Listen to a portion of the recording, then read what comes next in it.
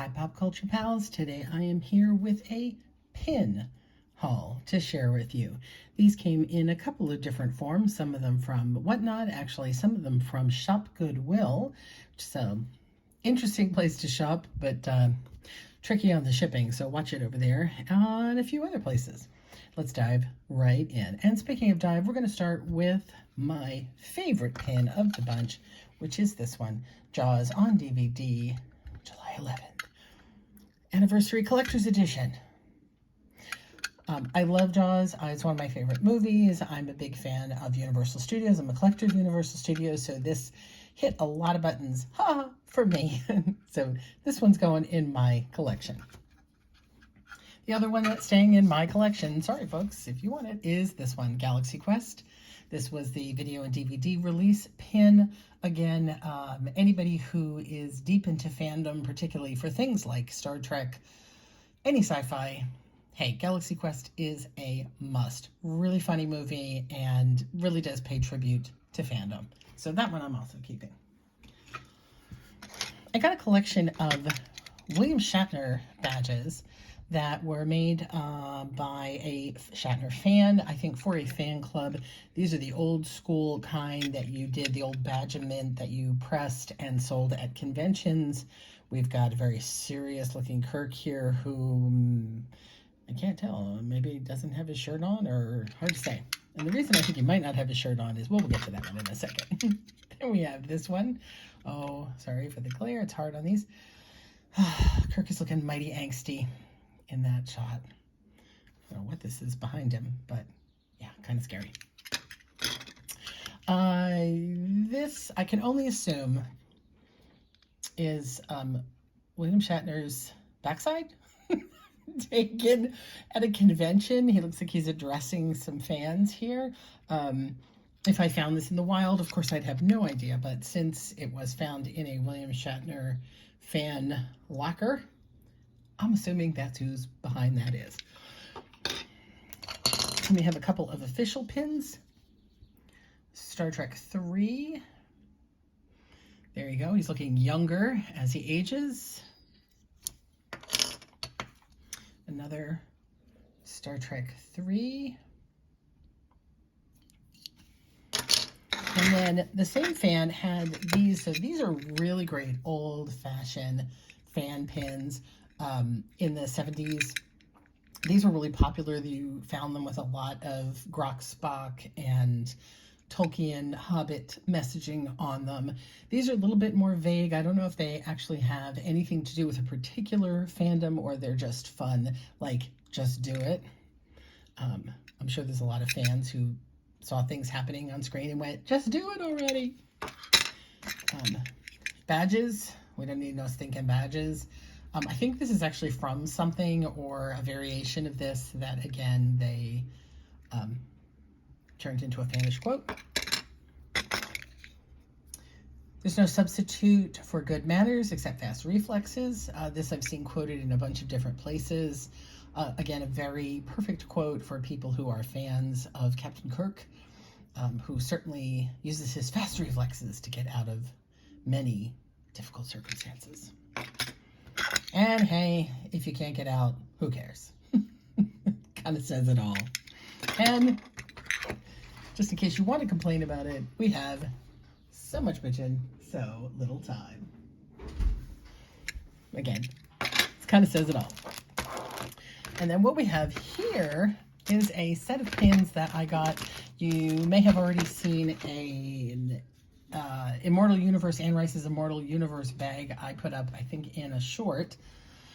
This was inside that. So I bought that bag on Shop Goodwill, and it came with a bunch of pins. I believe were giveaways at a comic convention.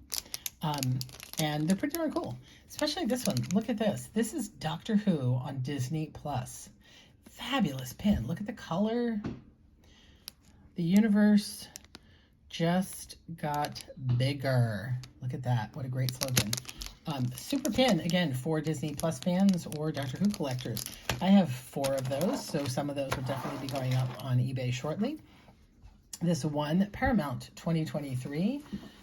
Again, might be something, if it didn't have the date, I would totally hang on to this because I do love movie studio collectibles, but the 2023, I don't know, it doesn't really mean anything to me, so we'll see if anybody's interested in that one. Cruel Summer, I have a set of 3 of those. This actually is an unexpected favorite show of mine. I think they were in their 2nd season on Freeform and Hulu. I don't know if they're going to have another season. Y2K. Not sure what that says. I think it's referencing the years. So Cruel Summer is a really interesting anthology. No, anthology is not the right show, but each season they have a different story, and they're all told with flashbacks where you have a situation going on in present day, and then you flash back through different time periods to see how those days lined up. So 4th of July 2 years ago, 4th of July 5 years ago, 4th of July now kind of situation. It doesn't describe well, but it's a really cool idea in storytelling, and I really enjoy this show. It's a great teen Pretty Little Liars feel show. And then I have a whole bunch of these. Only Murders in the Building. Get out of the bag for you. This is a show I always felt like I would like, but I haven't really been able to get into it. It is on Hulu, which is the problem. I don't get Hulu, but I do believe I've seen it some other places. But again, really nice piece, and I know it's a very popular show. And then we have 3 of these combined. Another thing I should really love, but I cannot get into. So this is American Horror Story on FX. Clearly it's a vampire themed season. So again, kind of like Cruel Summer, each season is a different sort of storyline, different setting. This would appear to be a show I would love, but it's a little too intense for me. So if you guys have a suggestion, if you're a fan of the show and there's a season that is less intense than another that maybe would be the good starting point for me, I'm willing to give it a try. But everything I've heard and seen, I think it's a little much for me. Although I like my horror a little bit on the Ghostbusters, Beetlejuice, Supernatural, the TV series side. Buffy, Supernatural, that kind of thing. And the last piece, so all of those last pins came from Shop Goodwill in that bag, as did this, which again was apparently either sold or given away at a convention. Super duper box. Look at this box.